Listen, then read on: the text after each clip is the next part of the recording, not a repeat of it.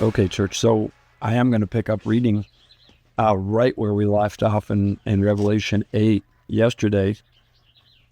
We read through the first 4 verses, and now we're going to read 5 and on down through. We're going to have a little longer readings as we go through Revelation because I don't want to take anything out of context, and I think it's amazing. And we were looking yesterday at how before God's throne, the angel had put God's people's prayers in with incense and poured it on the altar. Now, this is what it says. Then the angel filled the incense burner with fire from the altar and threw it down upon the earth. And thunder crashed, lightning flashed, and there was a terrible earthquake. Your and my prayers are part of that. Just the power of God. Let's keep reading. Then the 7 angels with the 7 trumpets prepared to blow their mighty blasts. The first angel blew his trumpet, and hail and fire mixed with blood were thrown down on the earth. 1/3 of the earth was set on fire. 1/3 of the trees were burned, and all the green grass was burned.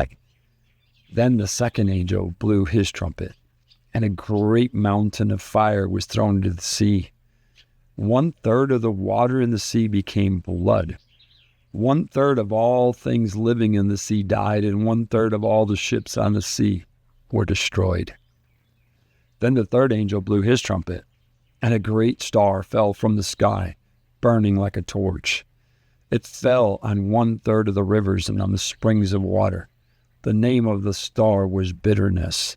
It made 1/3 of the water bitter, and many people died from drinking the bitter water.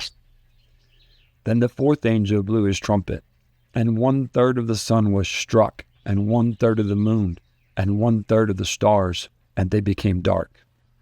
And 1/3 of the day was dark, and also 1/3 of the night. Then I looked, and I heard a single eagle crying loudly as it flew through the air. Terror, terror, terror to all who belong to this world, because of what will happen when the last 3 angels blow their trumpets.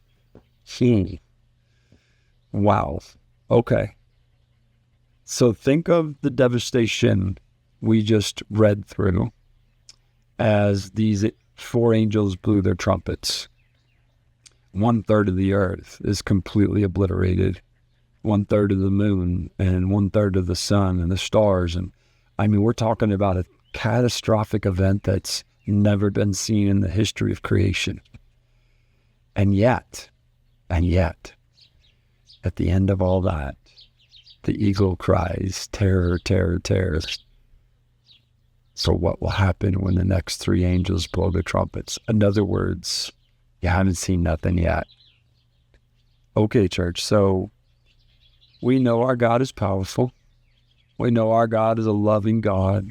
We know he's a righteous God. His righteousness demands judgment, accountability.